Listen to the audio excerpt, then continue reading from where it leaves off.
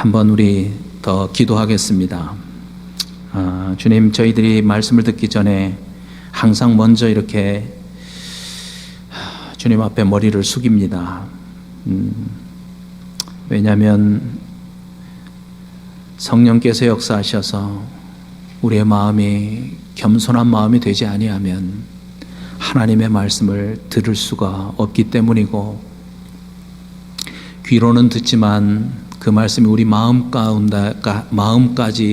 전달되지 않아서 그저 한쪽 귀로 흘러가는 그런 말씀이 될 수밖에 없음을 저희들이 알기 때문에 말씀 듣기 전에 이렇게 다시 한번 머리를 숙입니다.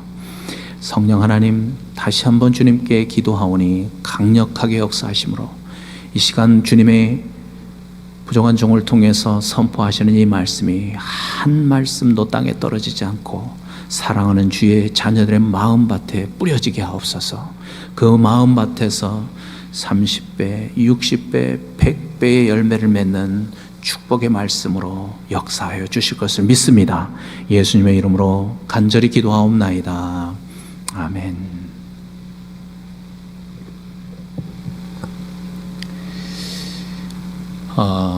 전 세계에서 자살률이 가장 높은 나라가 어딜까요? 아시죠? 예, 불행하게도 우리 한국입니다. 우리 한국이 OECD 국가 중에서 그러니까 전 세계에서죠, 자살률이 가장 높은 나라입니다. 2019년 통계, 그러니까 얼마 되지 않았죠? 그 통계에 의하면 하루에 36명이 자살을 합니다. 그러니까 시간으로 나누어 보니까 40분에 한 명씩 자살을 해서 죽는 겁니다.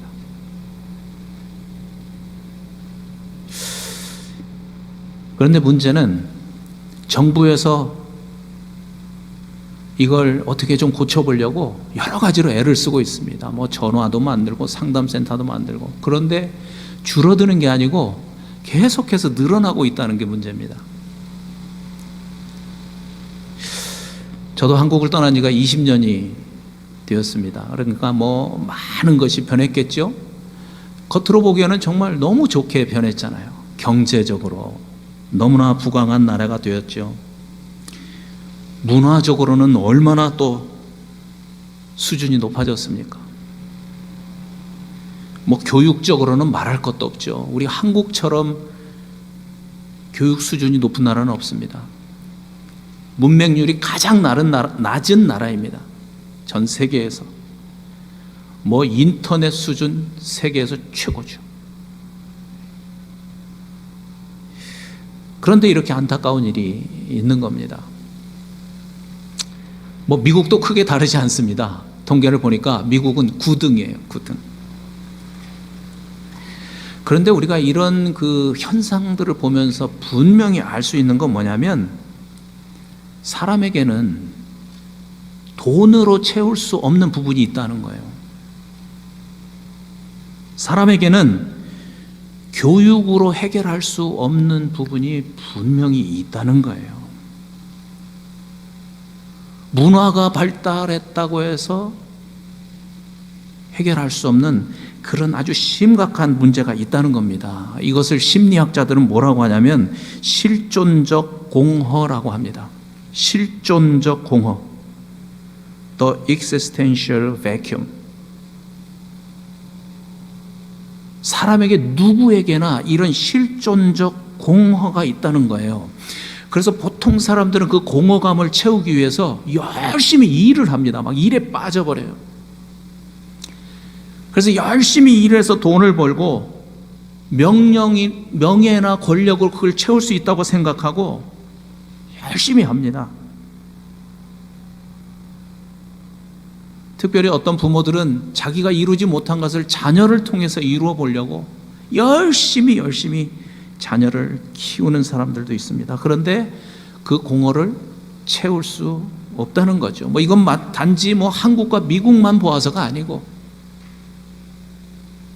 너무나 분명한 사실이죠. 그런데 이게 단지 세상 사람들의 얘기가 아니라는 것입니다. 교회 안에서도 똑같은 일이 벌어지고 있다는 거예요. 열심히 신앙생활해요. 열심히 예배드려요. 열심히 하나님의 말씀 순종해요. 나름대로 열심히 하는데 채워지지 않는 겁니다. 뭔가가 답답합니다. 만족감이 없어요. 오늘 우리가 열심히 읽은 그 말씀 속에 부자 청년이 바로 그런 사람이었어요. 읽어보셨죠? 이 부자 청년은요, 계명도 아주 잘 지키는 아주 성실하게 신앙생활을 했던 사람입니다. 어려서부터 그랬다고 그랬잖아요. 살인하지 말아라, 간음하지 말아라, 도둑질하지 말라, 거짓 증거하지 말라, 속여 빼앗지 말라, 부모를 공경하라. 이 계명을 다 지켰다고 하잖아요. 어렸을 때부터. 그러니까 얼마나 주위에 있는 어른들로부터 칭찬도 많이 받고 자랐겠어요. 야, 진짜 정말 넌 착한 아이야.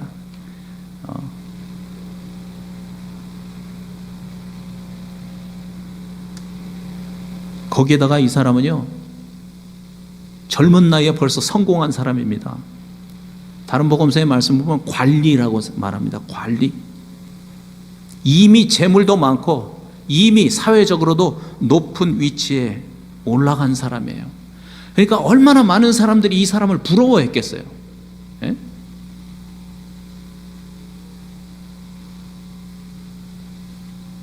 그런데 정작 그에게는 자기를 괴롭히는 풀지 못하는 심각한 문제가 하나 있었던 겁니다. 그것 때문에 행복하지가 않은 거예요. 그것 때문에 만족이 없어요. 그것 때문에 기쁨이 없어요. 다른 사람은 나를 보면서 너 같으면 내가 뭐 이러면서 부러워하는데 정작 항상 불안한 가운데 사는 겁니다. 얼마나 답답했으면 예수님을 찾아왔겠어요. 그죠? 얼마나 답답했으면. 찾아와서 뭐라고 예수님께 묻습니까? 17절에 보니까 예수께서 길에 나아가실 때 한 사람이 달려와서 꿇어 앉아 묻자오되 선한 선생님이여 내가 무엇을 하여야 영생을 얻으리까? 이 말씀을 보니까요, 부자 청년은 이미 자신에게 무슨 문제가 있는지를 알고 있었어요. 사회적으로 성공을 하고 부자가 되었지만 만족함이 없고 계속해서 공허한 이유를 분명히 알고 있었어요. 그래서 뭐라고 해요? 내가 무엇을 하여야 영생을 얻을 수 있습니까? 이렇게 묻고 있는 거예요.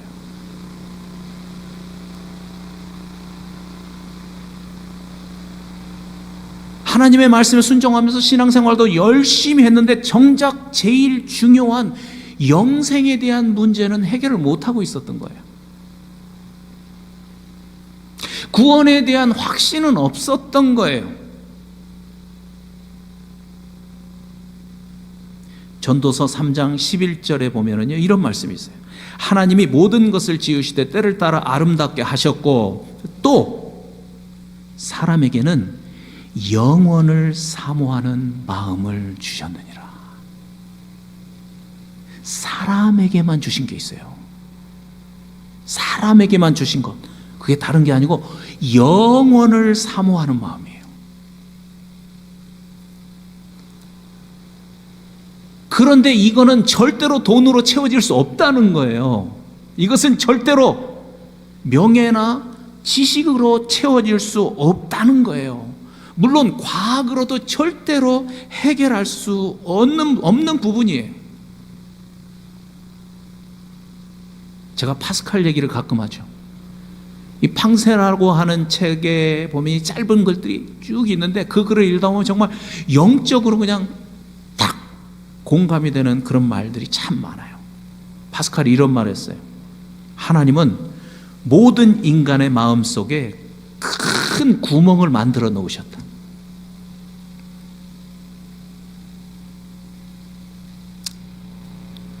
이제 그 구멍이 뭔지 아시겠죠?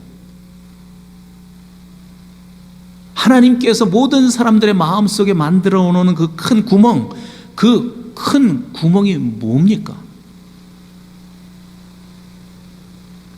영혼을 사모하는 마음이에요. 그래서 세상 것으로는 절대로 그건 채울 수가 없는 거예요. 더 중요한 것은 아무리 열심히 신앙생활해도, 아무리 하나님의 말씀을 열심히 순종하며 살아도, 선한 일을 아무리 많이 해도 이 영생의 문제가 해결되지 않으면 목마름은 계속되는 겁니다. 만족함은 없는 겁니다. 여러분, 우리도요, 이 질문 앞에 한번 다시 서 봐야 합니다. 정말 나는 영생을 얻은 자인가? 내가 영생을 믿는다면 무엇을 근거로 영생을 믿고 있는가? 이게 무엇보다도 중요한 문제이기 때문에 그런 겁니다. 그래서 정말 내가 지금 당장 죽어도 천국에 갈 수 있는 자신이 있는가? 너무나 중요한 질문이죠.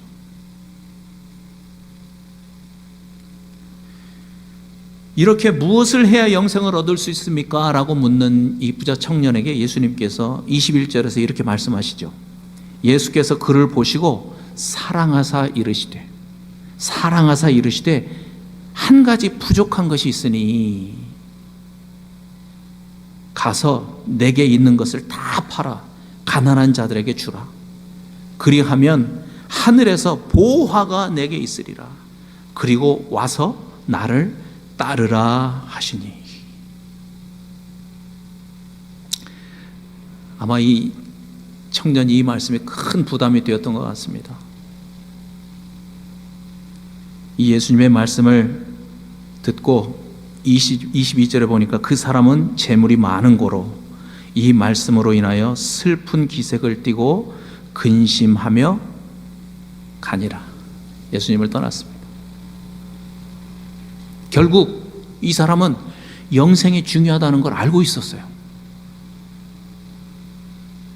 그럼에도 불구하고 영생을 선택하지 않고 자신의 재물을 선택했습니다. 여러분, 다시 한번 생각해 봅시다. 저렇게 말씀하신 예수님이 직접 내 앞에 지금 오셔가지고 나한테 저렇게 말씀하신다면 우리는 뭘 선택하겠습니까? 저 부자 청년처럼 재물을 선택하겠습니까? 아니면 영생을 선택하겠습니까?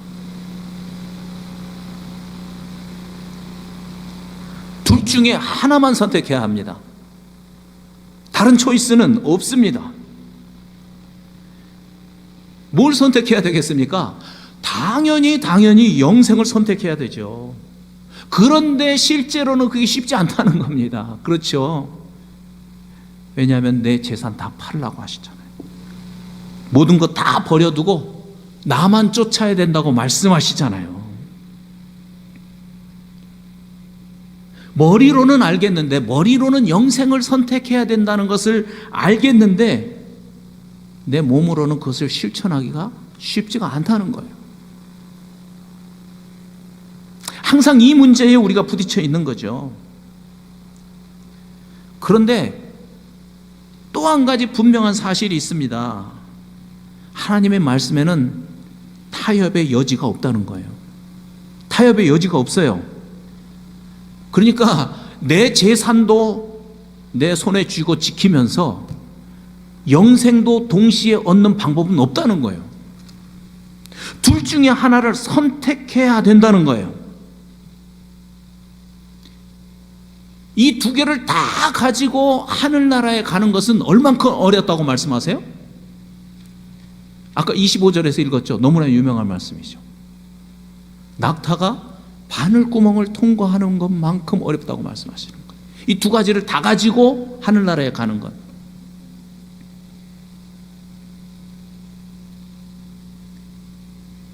이건 불가능하다고 말씀하시는 거잖아요. 이 두 가지를 다 가지고 가는 건 불가능한 거예요. 그래서 제자들도 깜짝 놀랐어요. 이 말을 듣고. 그래가지고 26절 우리가 이미 읽었지만, 그런즉 누가 구원을 얻을 수 있습니까? 제자들이 이렇게 질문하는 거죠, 예수님께. 야, 정말 하나님의 나라에 들어가는 것이 불가능한 일처럼 보인 거죠. 예수님께서 그 마음을 아셨어요.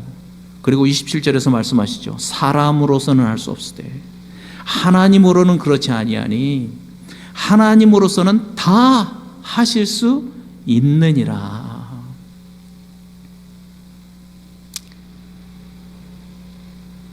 여러분, 결과적으로 보면요, 이 말씀 그대로 하셨습니다. 이 불가능한 일처럼 보이는 이 일을 하나님께서 하셨습니다.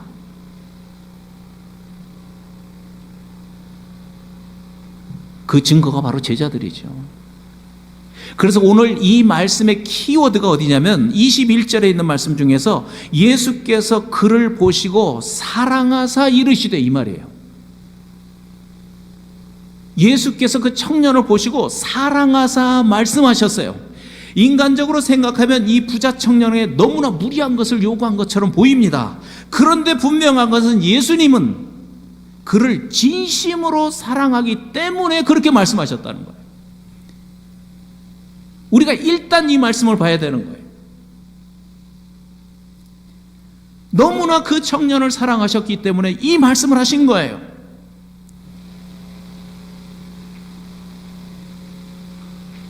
왜 그것이 사랑의 말씀일까요? 결론부터 말씀을 드리면, 내가 가지고 있는 것을 내놓으라는 것은 빼앗으려고 하는 것이 아니라는 거예요. 오히려 더 주시려는 거예요. 얼마나 더 주시려는 겁니까? 성경에는 정확하게 100배를 더 주신다고 말씀하시네요. 만약에 예수님의 말씀대로 그렇게 하면 100배를 더 주신답니다. 그 사랑으로 인해서 받게 되는 100배의 축복이 무엇인가 구체적으로 말씀하신 곳이 29절과 30절이에요. 29절 30절. 예수께서 이르시되 내가 진실로 너희에게 이르노니 나와 복음을 위하여 집이나 형제나 자매나 어머니나 아버지나 자식이나 전토를 벌인 자는, 바로 청년에게 했던 얘기죠. 벌인 자는 현세에 있어, 나중에 천국 가서가 아닙니다. 현세에 있어 집과 형제와 자매와 어머니와 자식과 전토를 100배나 받되 박해를 겸하여 받고 내세에 영생을 받지 못할 자가 없느니라.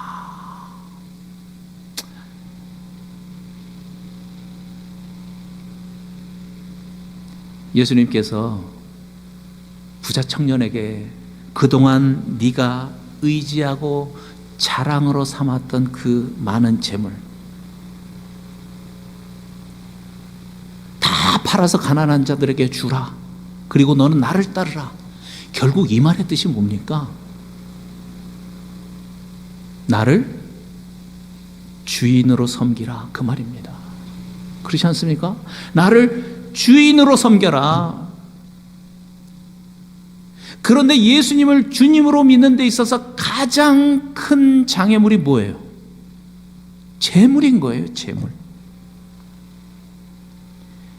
나와 복음을 위해서 집이나 형제나 자매나 어머니나 아버지나 자식이나 전토를 벌이라는 말도 똑같은 말입니다. 결국은 예수님을 주님으로 믿으라는 말씀입니다.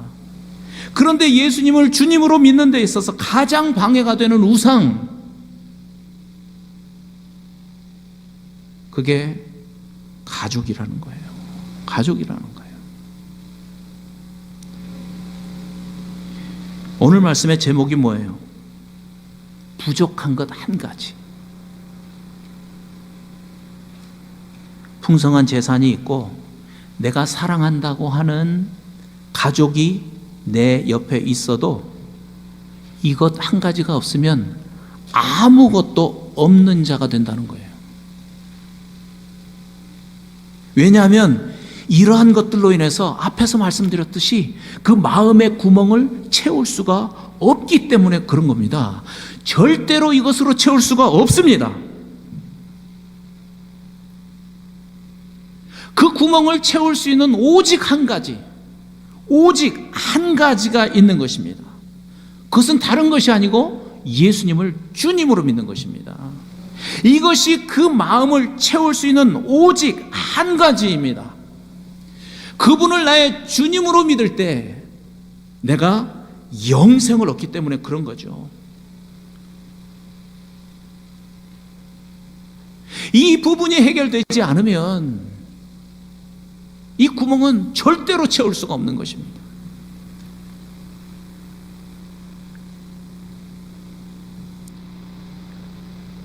그러나 바로 이 한 가지, 예수 그리스도가 주인이 되어서 그 내 마음의 구멍이 채워지면 그때 내가 가진 재산, 그때 내가 가진 가족이 의미가 생기는 겁니다. 그러니까요, 하나님의 말씀을 오해하면 안 돼요. 하나님이 재산이 필요 없다고 말씀하시는 게 아니에요. 가족을 버려라, 가족을 가볍게 여기라, 그런 말씀을 하는 것이 아니에요. 예수님이 주님이 아니면 아무리 재산을 많이 가져도 그것이 우리에게 만족을 주지 못한다는 것입니다. 가족이 나의 이 마음의 구멍을 채워주지 못한다는 겁니다. 그 말씀을 하시는 것입니다. 얼마나 많은 사람들이 이 부분에서 오해를 하고 있는지 모릅니다. 그래서 거꾸로 기도하고 거꾸로 신앙생활합니다. 하나님이 많은 재산을 주시면 내 마음이 채워질 것 같습니다. 하나님이 내 가족을 잘 돌봐주시면 이 마음의 구멍이 채워져서 행복해질 것 같습니다. 아니라는 겁니다.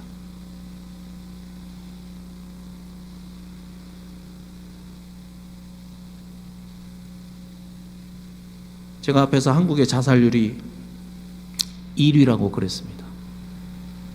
근데 그 자세한 내용을 보면서 제가 하나 놀란 게 있습니다. 제가 생각하기에는 청소년들이 자살을 많이 하는 줄 알았습니다. 그런데 그 내용을 보니까 완전히 반대였습니다. 연령별로 쭉 나왔는데 10대가 5.9명, 20대는 19.2명, 이렇게 계속 쭉 올라가요. 이에 따라 쭉 올라가다가 70대가 46.2명, 그리고 80대가 더 높아요. 67.4명이에요. 그러니까 그래프를 보니까 쭉 올라가는 거예요. 아니, 우리가 인간적으로 생각해 보면 그 어려운 일 하고 그렇게 살다가 이제 다 리타이어 하고 은퇴하고 그렇게 어려운 일도 없을 것 같고 이제 편안하게 노후를 즐기면서 살아야 될 것 같은데, 뭐 자녀들도 이제 다 키워놓고, 뭐 그렇지 않은 사람들도 있겠지만 대부분 그래도 경제적으로도 어느 정도는 해결이 돼 있고 이제는 인생을 편안하고 즐겁게 살아야 될 것 같은데 그게 아니라는 거예요. 한국도 보니까 노인 복지가 엄청 좋아졌더라고요. 그런데 실상은 그게 아니라는 통계가 나온 거예요. 그래서 저도 깜짝 놀랐어요. 그리고 남자의 자살률이 여자보다 2.4배가 높습니다. 무슨 얘기겠어요? 젊었을 때는요, 일하는 재미로 살았어요. 일하면서 열심히 돈 버는 재미로 살았어요. 그리고 열심히 내가 돈 벌어서 가족을 돌보고 아이들 교육시키고 그러는 거 보면서 그 재미로 열심히 살았어요.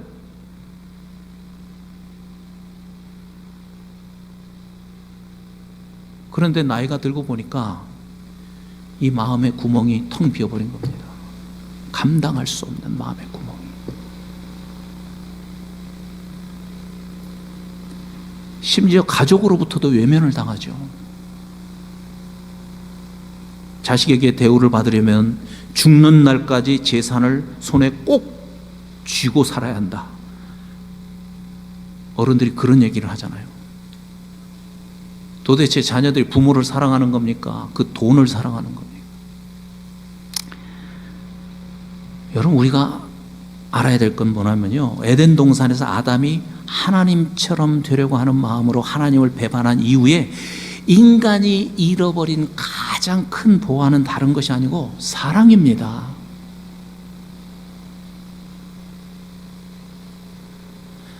다른 사람을 진심으로 사랑할 수 없는 그런 이기적인 존재가 되어버린 거예요. 내가 주인이 되면서 이기적인 존재가 되어버렸어요. 심지어 가족도 사랑한다고는 하는데 이기적인 마음으로 사랑하는 겁니다. 내가 주인 된 상태에서는 아무리 가족이라도, 아무리 내가 낳은 자식이라도, 나를 낳아주신 부모라도, 남편이라도, 아내라도 진심으로 사랑하는 것은 불가능합니다. 아니, 나는 열심히 사랑하는 것 같은데, 나는 진짜 사랑하는 것 같은데, 그런데 서로 상처만 주는 관계가 되는 겁니다. 그래서 이게 인간의 한계라고 제가 지난번에 말씀드렸죠.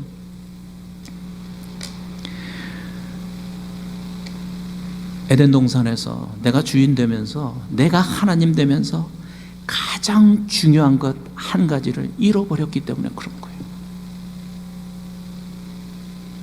그래서 우리는 이것을 회복해야 되는 것이죠. 그런데 그것을 회복하기 위해서는 재산이 우상이 되지 말아야 합니다. 가족이 우상이 되지 말아야 합니다. 그런데 오늘 말씀을 우리가 보는 것처럼 그것이 쉬운 문제가 아니라는 것이죠. 문제가 무엇인지 알고 있어요. 우리도 그 부자 청년처럼 자신의 문제가 뭔지 알고 있어요. 그런데 그 문제를 내 힘으로 해결할 수 없다는 게 또 문제예요. 내가 가진 재산보다, 내 가족보다 예수님을 더 사랑하고 예수님을 더 존귀히 여긴다는 것, 이것이 쉽지 않은 문제라는 거죠.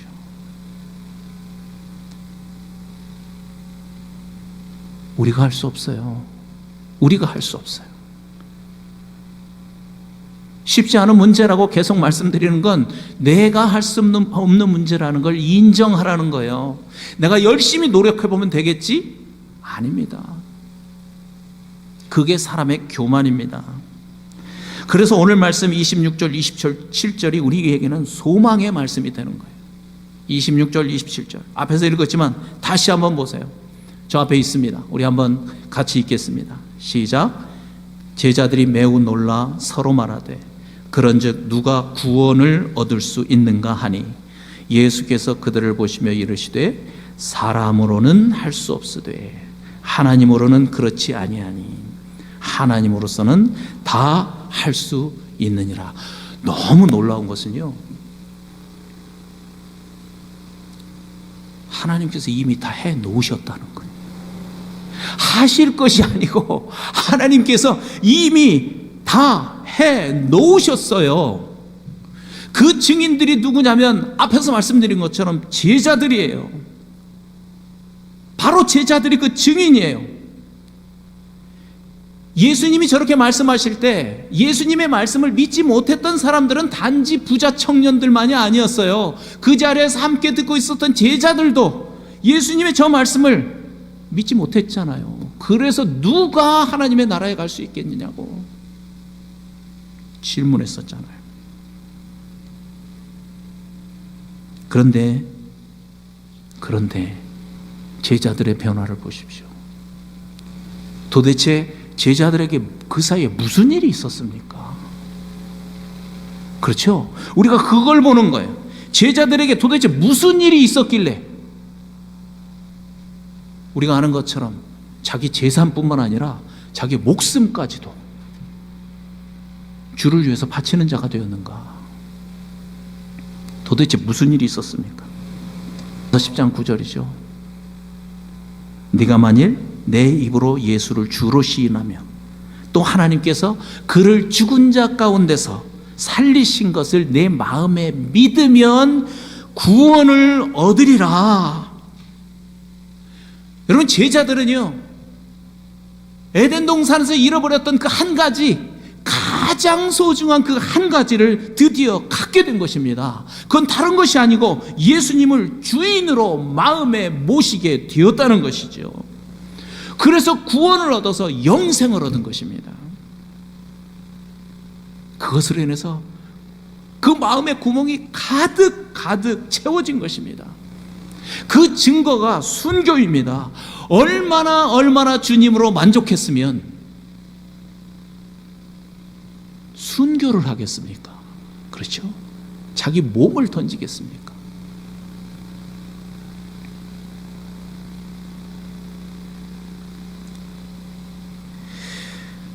물론 우리가 놓치지 말아야 될 중요한 부분이 있습니다. 하나님께서 어떤 방법을 통해서 이렇게 낙타가 바늘구멍을 들어가는 그런 기적을 행하셨는가? 절대로 사람의 능력으로는 놓을 수 없는 그 우상 2개, 재산 그리고 가족, 그 우상을 어떻게 놓게 하셨는가? 어떻게 놓게 하셨습니까?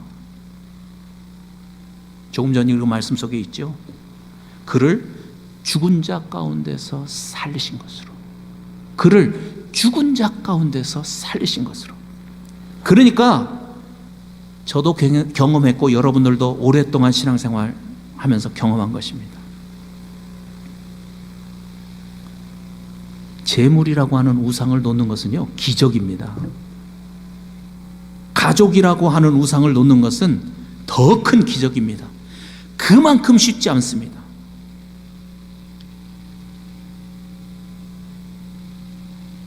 여러분, 그런데요, 중요한 것은 이 우상을 놓아야 예수님이 보이는 것이 아닙니다. 먼저 예수님이 주인이 되면 이 우상을 놓는 기적이 일어나는 겁니다. 이게 순서입니다. 사람들이 이걸 거꾸로 생각합니다. 다시 한번, 우상을 놓아야 예수님을 보이는 것이 아니고 먼저 예수님이 주인이 되면 이 우상을 놓는 기적이 내 인생에서 일어난다는 것입니다. 그래서 부활이 중요한 것입니다. 그래서 날마다 부활이 실제가 되어야 된다고 말씀하시는 것입니다. 부활이 실제가 되면 예수가 나의 주인인 것이 실제가 되고, 그러면 이 우상들이 내 손에서 놓아지는 것입니다. 그래서 하나님께서 하셨다고 말씀하시는 거예요. 오직 하나님께서만 하실 수 있는 부활을 통해서 예수님을 주님으로 믿고 우상을 내 손에서 놓는 그 기적을 행하게 하신 것입니다. 그래서 하나님께서 하셨습니다.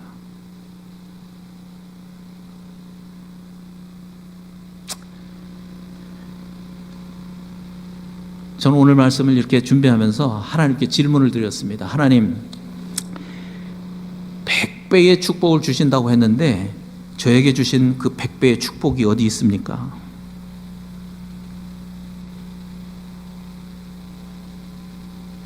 그때 하나님께서 제 마음에 주신 말씀이 요한일서 3장 16절 말씀이었습니다. 그가 우리를 위하여 목숨을 버리셨으니. 그 다음에 뭡니까? 우리가 이로써 사랑을 알고 우리도 형제를 위하여 목숨을 버리는 것이 마땅하니라. 부모의 피로 맺어진 가족만 나의 가족이 아니라 그리스도의 피로 맺어진 형제 자매가 나의 가족인 것을 믿습니다.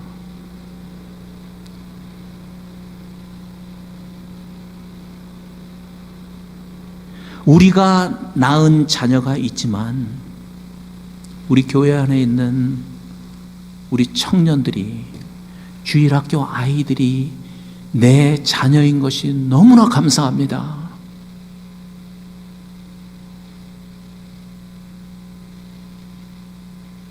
내가 낳은 자식만 내 자식이라고 내 손에 꽉 쥐고 있으니까 하나님께서 주신 이 축복이 보이지 않는 것입니다. 그러나 내가 주인 된 것 회개하고 정말 진심으로 그분이 내 주인이 될 때 나에게 새로운 눈이 열리는 거죠. 그래서 이미 하나님께서 100배로 주신 가족을 보게 되는 것입니다.